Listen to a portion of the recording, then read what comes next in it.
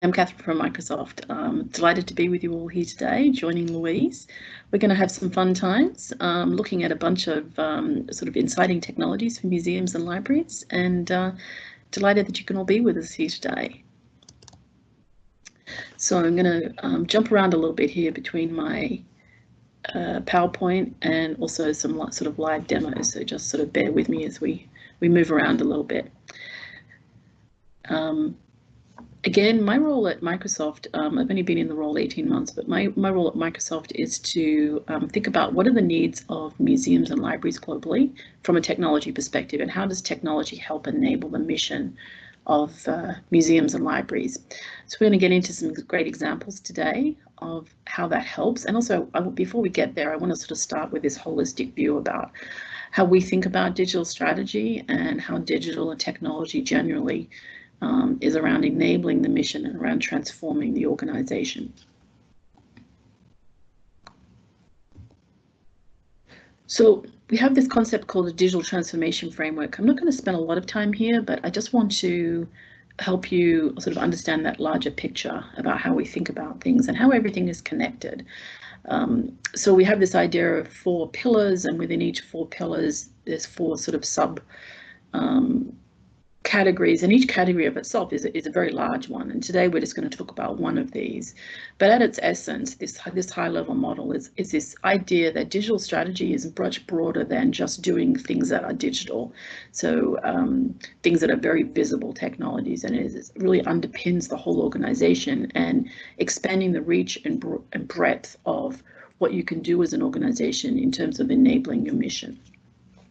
So in the top corner in the purple, top right hand corner in the purple, we have everything around collections. So from the idea of just collections and management systems through to being able to execute research, being able to use compute power for research, being able to actually digitize collections and images and other artifacts of the museum, and then discoverability. So how can we, once we have all that, how can we actually improve the discoverability and reach and understanding and insights around that?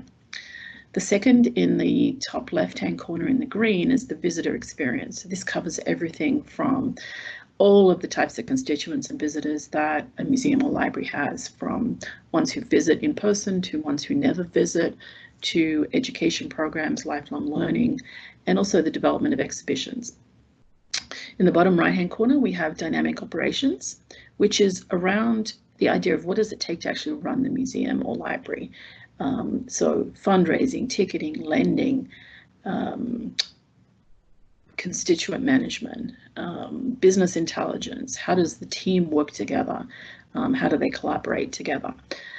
And then finally, in the bottom right-hand corner in the blue is intelligent environments. And this is really about this idea that for libraries and museums, there are buildings, and with buildings come lots of great technologies around managing the building. So often, sometimes we think about physical spaces as not being technology spaces, but technology can really augment a physical space.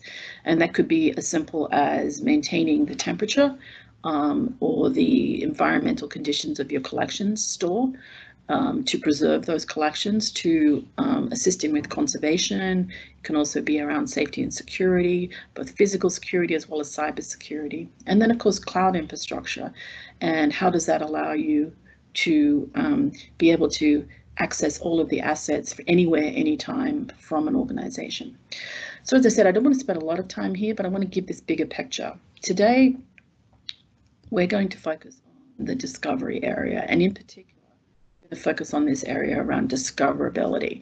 And so I have some great examples for you here that I hope you'll get excited about in terms of what is possible today, and also what is possible today at speed and at a very effective cost to, it's really an insignificant cost. So before I start, let me just talk about this idea of cognitive services. Cognitive services are really artificial intelligence, and artificial intelligence runs the gamut in terms of maturity and also its applications. But I want to sort of start here with what is possible so that we can then see how it applies in a museum and a library context. So it's less important to actually understand what the technology is, and much more important to understand how that technology can be applied. And this is a conversation I'm always having, which is around the idea that technology is not just for people who understand technology or identify as coders or techies, but it's for everybody. Everybody needs to understand what is possible, what are the limitations, what are the risks, what are the benefits, and then think about how can those be applied to enabling the mission of your organization. So very quickly, we have this idea of being able to use computer vision to identify things. So that could be identify people, identify objects in an image. We're going to see some examples of that shortly. It could be able to just understand who are the entities in a video, for example. Then we have speech. So this idea of text to speech or speech to text. So the idea of if you wanted to transcribe something, then it's actually extremely manually difficult to do that, and it actually takes, I think, 4 to 6 times for a really good transcriber, 4 to 6 times the length of some audio to be able to do that. And really, what we really want to get to is what is the essence of what was said. So how can we actually take speech and then transcribe it? And similarly, how can we take text and turn it into speech? Again, for people who have disabilities or otherwise prefer to hear and understand things in those ways. Then we have this idea of language. So it's also about understanding, not just repeating, but actually understanding what is the intent of the language. But also this gets into translation. So we get into applications like, I receive something in French, but I don't read French. How can I rapidly understand that without needing to rely on having to send it to be professionally translated? I'm not saying that there aren't applications for professional translation, but how can we think about those things? And then we get into this idea of knowledge exists everywhere in the world, not just in our own collection. So how can we tap into that rich knowledge to augment our understanding of our collections? So let me move on from there. These are the building blocks, but this is not how we're going to actually think about it. We're going to think about how these building blocks allow us to build something that is really useful for the mission of the organization. We're going to start here with a demo, quick demo, which is something that we did with the Metropolitan Museum of Art. It's a proof of concept that took their open access collections, and then what we did was we used computer vision to describe the images in the collection. And then we also used visual similarity to determine things that were visually similar to each other. And what this ultimately did, and I'll show you this shortly, is really create something very rapidly that gave new insights into the collection for all types of stakeholders, from curators to the general public and educators, that really gave this idea of lots and lots of different insights beyond what we could have just done with the metadata that we typically record for these types of collections. Over to here. And what we have here is, let me quickly show you, is in their collections, in their open access collections, they have around 205,000 images. And in those images, you'll find things like this kind of metadata that came in from their collections management system. And I'm going to take a different example here, but you get this idea of it's just a collection of 205,000 items with the metadata, and that metadata includes, what was the department, what was the artist, if we knew that, what sort of medium, those kinds of things that are typical for an art museum. This doesn't have to be limited to art museums, I might add. And then we have, I'm going to pull up a particular painting. George Washington Square. And this is a famous painting, if you're familiar with this art. And I want to just call out here the metadata. The metadata here at no point describes what is happening in the image. And that's fine, that's typical for art historians. But when you think about discoverability, it doesn't help you find things from other lenses, from other perspectives, maybe a general public perspective. A general public who is not a professional art historian is not necessarily going to be looking at things from the perspective of, you know, show me paintings. They may actually be interested in what does the image depict. And don't forget, this is a proof of concept. So it could go, you know, I'm just representing one perspective, but it could be many perspectives, and it's not limited to what we've done here. So what you can see here is this is the metadata that came in from the collections management system. And here we have the tags that were automatically populated by Microsoft Cognitive Services. So in this particular case, it's depicted things like war and army and boats and soldiers, etc. So maybe not relevant for an art historian, but for a general public, it's like, well, how can I find things that depict war in a certain period of time? Or how could I find things that are, you know, depictions of war across multiple societies? There could be lots and lots of different perspectives about what people are looking for. And to actually tag a collection the size of this with these sorts of tags would actually take an enormous amount of time, as I think anybody would understand. And so I often talk about, you know, if you have a collection, but you can't get into the insides, does it, you know, does the knowledge exist? And so this is about surfacing knowledge that we would not otherwise have been able to. So this can actually run very fast. Cognitive Services can run through a collection of 200,000 images in certainly under a week, if not maybe a day, because it's all compute power. And then the idea is you don't have to necessarily expose these tags if you're not comfortable with them, but it does allow you to actually consider what sort of things are being surfaced. And then maybe you can still show things that are like other things without actually having to surface the tags, if that's something that is concerning for an organization. So because we have this, we can now look at what else depicts war.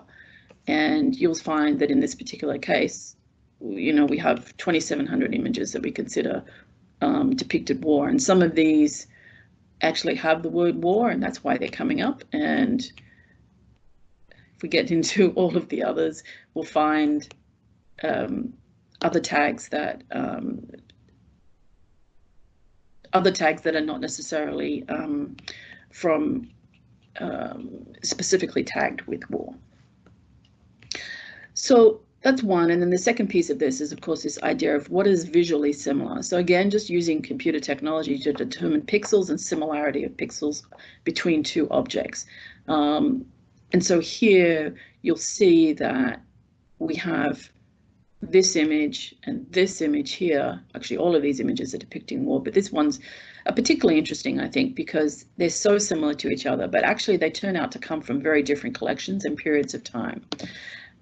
So this particular one here is from the European Paintings collection and is a French artist. But you can see that it had very, very similar things. And so the idea is to surface connections across the collection. And also when you take collections and look at a more global perspective, take those and then understand, oh, I would not necessarily have discovered these things. And I certainly wouldn't tag that as necessarily related to each other. And in fact, in a museum this size, you wouldn't even necessarily be aware of what was in a different collection. So I wanted to, you know, just talk about a very, very simple application of cognitive services to be able to rapidly tag and describe a collection. Then, of course, there are so many other things that we can do with it beyond that. So let's, I always forget. The other thing about this is that we also have this idea of what is the relationship, right? So this idea of a hub and spoke approach as to take this painting and how did it and why did it suggest things that were similar? So you get the idea of what the path of discovery was.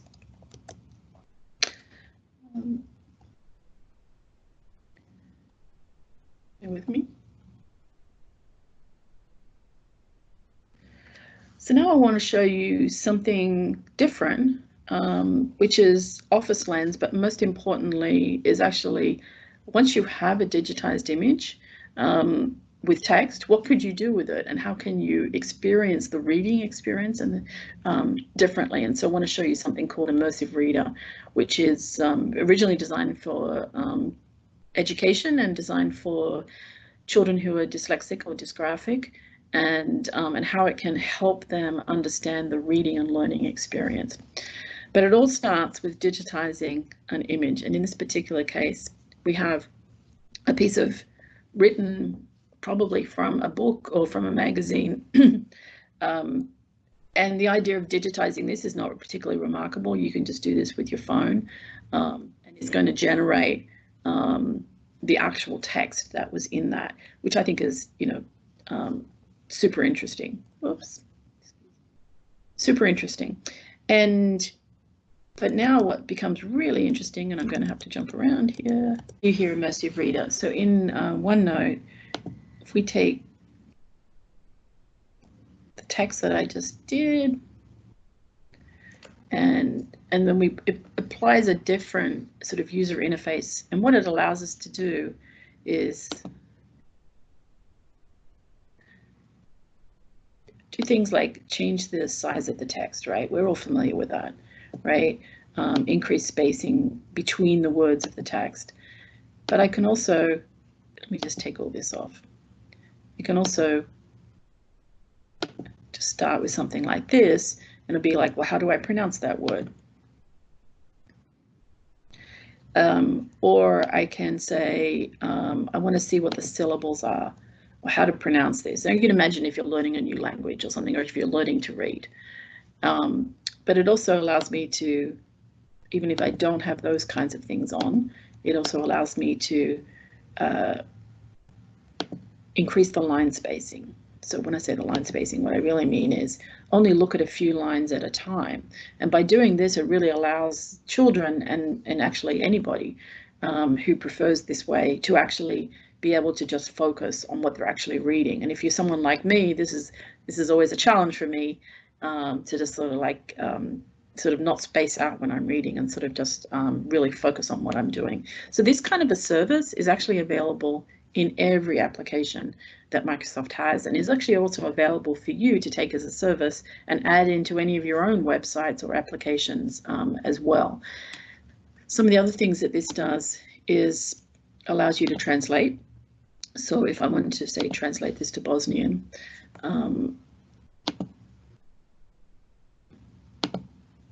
great, it's going to do that for me. And if I don't know how to pronounce,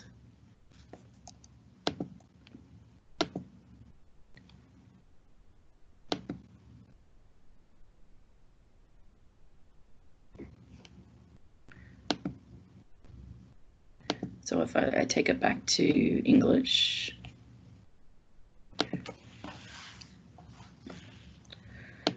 for example, but the other things that I can do here is change the contrast. So this is not about, these colors are not about being pretty, but these colors are about providing a level of contrast that makes it easier to read for different types of people. And similarly, the same with font. You could change the font, again, because that provides a certain contrast or is an easier way for people to digest the content. So it's a really important accessibility play.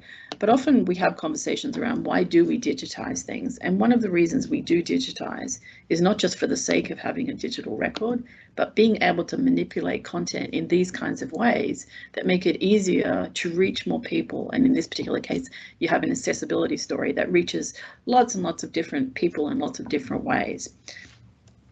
So let's go back to our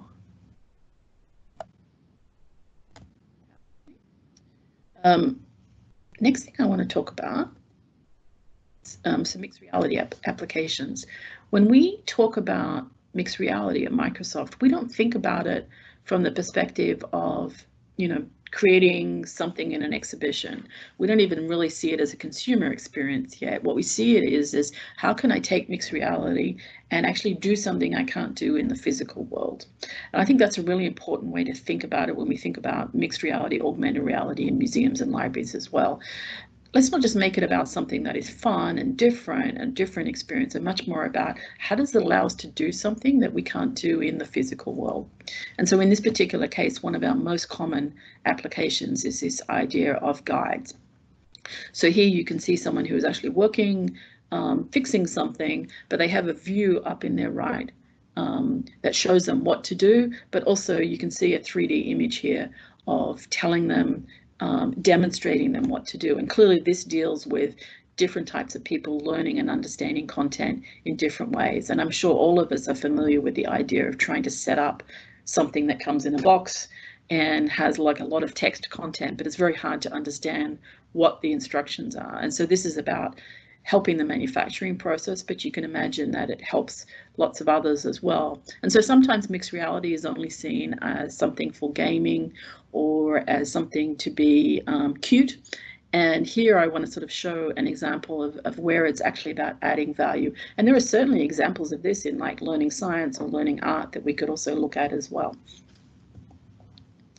And then the other one is this idea of layout. But, I think this is really applicable to exhibition development. But the idea that you can take a space and actually visualize it with a lot of 3D objects, place them in different positions, very similar to the idea of those applications that let you sort of lay out your living room with furniture from different stores and sort of measure things and whatnot. Same idea, apply it to exhibitions. But then the idea is that you're living in the experience.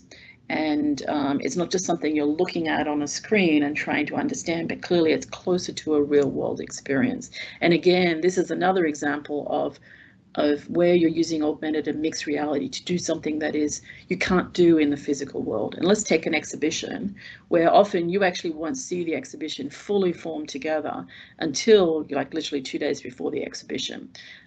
Prior to that, you're dealing with models or drawings and things like that, whereas this allows you to actually play and iterate in a space as though you're in it well before you actually have to be there in the physical world.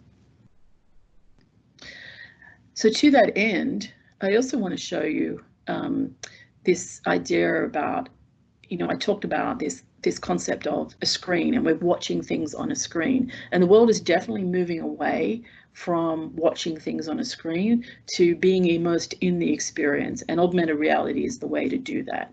So let's take a look at this really quick clip, but this is actually of Minecraft, which I'm sure you're all familiar with, is a really well-known game, an educational game at that. But this idea here is that you are not looking at Minecraft and interacting with it as you are in a physical game, but you are actually inside the game. And so I'm going to show you a very quick clip here of what that experience is like.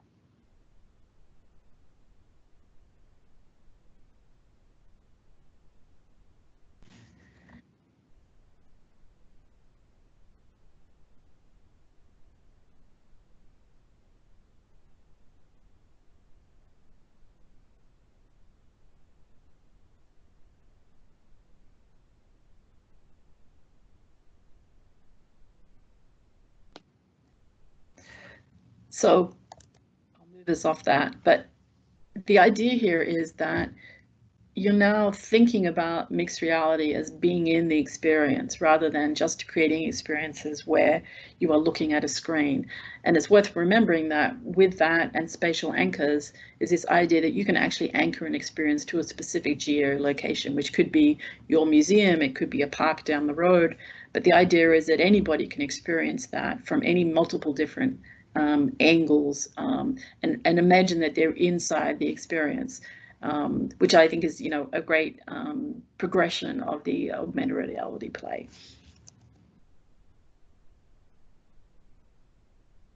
Now I want to show you, before we looked at images, now I want to show you the idea of using cognitive services on text. And so hopefully you're all familiar with JFK, who was a president of the United States and was assassinated in 1963. And then recently in 2017, the files were declassified and made available. And within that, Microsoft applied cognitive services within a couple of weeks of that sort of time frame. And I'm going to show you a live example of that. But the great idea here is that we have, and you're going to see this when I go to the example, if I can possibly find it. There's so much on, I can't find it. Okay, is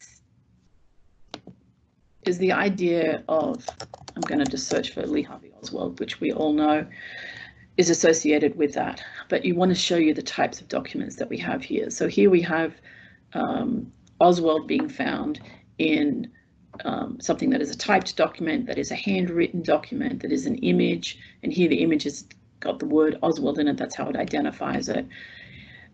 A typed document that has handwritten annotations, and hopefully you'll see here that we have lots of different types of documents, but these are very similar to what you'll find in libraries, particularly National Library and Archive collections. And so lots and lots, and it's going to find the word Oswald, but imagine that you didn't know what to look for. So here we're actually going to say, this is the tags that it identified. Of all of the content, all of the tags, this is the highest level tag. So let's just say that, I don't know who Emmett Hudson is, but let's just say Emmett Hudson.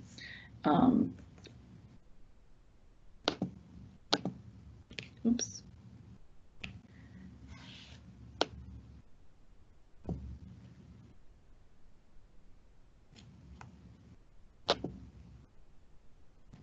I think I'm supposed to press on something.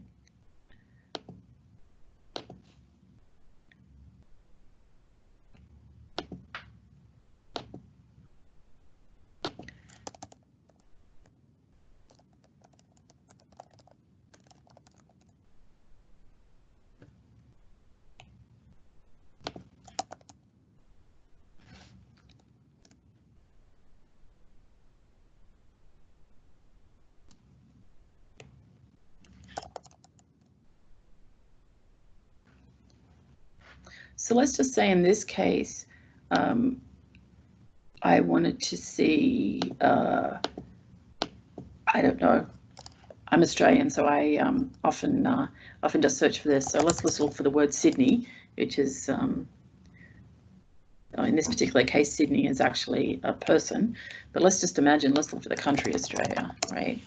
And I was surprised to find that there are references to Australia in the JFK files. Wouldn't have expected that, but there's a few sort of, interesting sort of connections. But you get the idea here. If you can search, you can see here how it's tagged things, but you can also search for what are the terms in here that you may not have known about. Lee Harvey Oswald is something that we all know about, but what about the ones that we don't know about?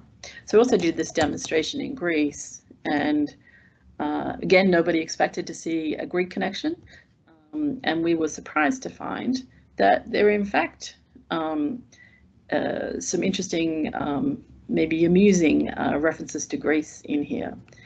And then I know that Interspectral is based in Sweden, so let's just give Sweden a go. And I don't actually know whether there'll be anything, but we shall find out. Here, so could he have obtained a visa in Switzerland or Sweden and then come to Helsinki? Now, these are the lesser known stories around JFK. And so the reason I want to bring these up is because you can imagine what you could not find in these collections. And what you're actually seeing here on the side is there are 6 references to Sweden, but you're also finding that these things here are actually things that are very related to that, the terms that were most related to that. So, Sweden and Norway are often referred to together in these documents. So is Geneva, etc. And if I go to something like here, I can actually see something very similar to what I saw at the Met, which was this is how Sweden is related to other terms, right? And so this starts to give you an idea of not just the term, but also how it's related to other terms, and maybe give you some clues that are not the most famous insights into this collection. So hopefully you can see how this can be applied to archives and libraries and all sorts of things. And then imagine taking this sort of around the world to all of the world's collections. And what would you find? What would you find in a way that we would never be able to discover otherwise? So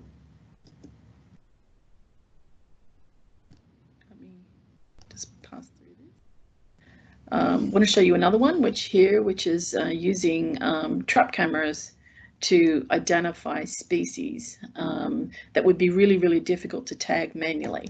This is just a 1-minute video, so I'm going to play this. I can never find where I have everything.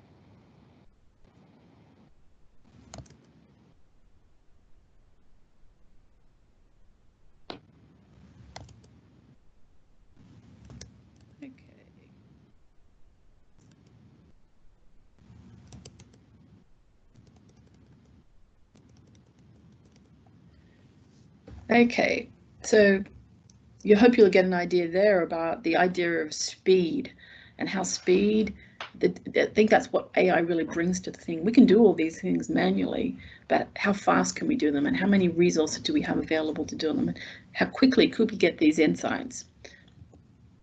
So the next thing I'm going to show you is the next Rembrandt. So what this did was take all of the Rembrandt paintings together and looked at them and said, how can I generate a new Rembrandt, if that makes sense. So it's a computer-generated image of Rembrandt from the patterns in his own paintings. And again, I'm going to show you just a clip of this at the end so you can see what the process was or what the outcome was.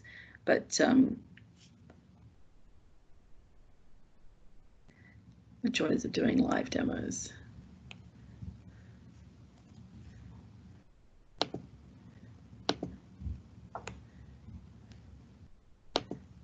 I guess this video isn't going to play.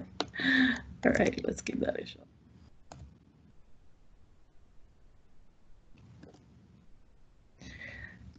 And then finally, I'm going to show you, very similar to the JFK files, what a library in Australia, a small library in Australia did to actually be able to take all of the historical sort of local history types artifacts that they had, which they found had been coming in at a rate far greater than they had the resources to. So the next thing I'm going to show you is a library in Australia that had local history and was getting lots and lots of resources from the local community as people passed away that talked about the local history, but they had no capacity to actually be able to tag and digitize or describe these images. And so they're very similar to the JFK files. We see a lot of similarity here. They took these and ran it through cognitive services as a proof of concept, and we're delighted with the results because the idea for them is it may not have been perfect, but it gave visibility to things and discoverability that we would never have otherwise been able to do because they just didn't have the time or resources to be able to describe all these images. And so Prahran is a suburb in Melbourne, but here what we're actually going to do is, here you can see how it's picked up tags on images, right? So words on images to actually be able to do it. And here it's commercial road, which means that you could look for, oops, I did commercial road. Here it's actually going to find all the examples of commercial road in Prague, right? And here is a reference on a map, and let me see what else we have here that might be interesting. Not sure why that's coming up. Let's see. All right, so it's using the word commercial and road, so that's why that's coming up. But you can see how this is not perfect but useful in a way that you can imagine you have boxes and boxes and boxes of images and maps, and you've just got no way to actually sort of understand what's going on. Another example here is the word Kodak. Kodak here is film, and back in the day was sold through chemist shops, which are like pharmacies. So and so it's going to pick up these kinds of words that are in images around around chemists in all of the the examples are there. And there's another one. So if I looked at the word Catherine, which is my name, you'll see that streets are coming up and things like that. I'm not expecting a real Catherine to show up, but where there are examples. And if I looked for Berenice Terrace, and you can imagine how this is really interesting from a local history point of view, particularly when you can start to do it over time and things like that. And then of course we have our famous little hub and spoke thing here that lets us show how the word Catherine is most associated with other things. So it's most associated with Malvern, which is another, or Malvern, which is another suburb. Armadale is a suburb. Victoria is a state.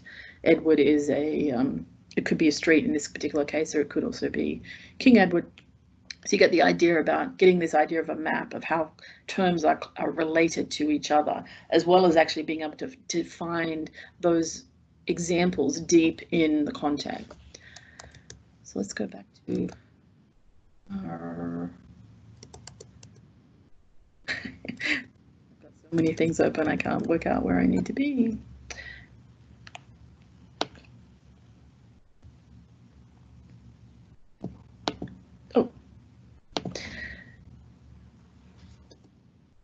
Where I needed to be.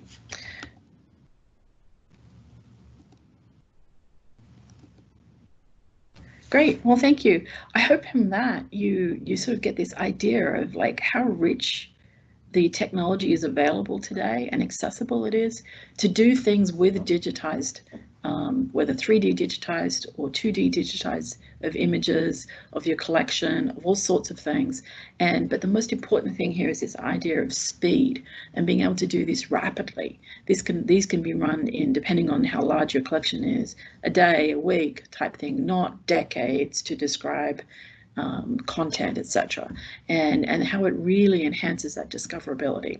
So thank you for all of your attention and time, and thank you, Louise, from Interspectral, for having me here today, and enjoy. Thanks.